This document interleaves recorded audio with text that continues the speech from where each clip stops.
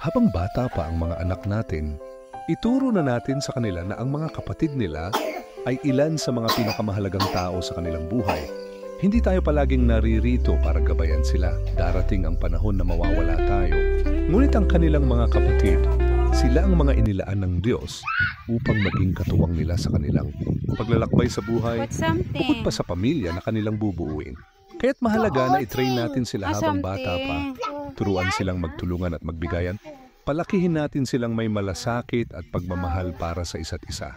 Dapat nilang tandaan na sila ay narito upang suportahan ang isa't isa sa hirap at ginhawa. Alisin natin ang inggitan at tawayan. Sa halip, ituro natin ang respeto at pagmamahalan bilang magkakapatid. Sa buhay na ito, maraming taong darating at aalis. Marami silang magiging kaibigan, pero darating ang panahon na isa-isa rin silang maglalaho.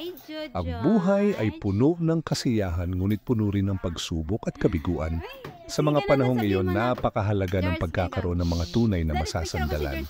Napakaginhawa ng pakiramdam na alam mong hindi ka nag-iisa, na laging may karamay ka.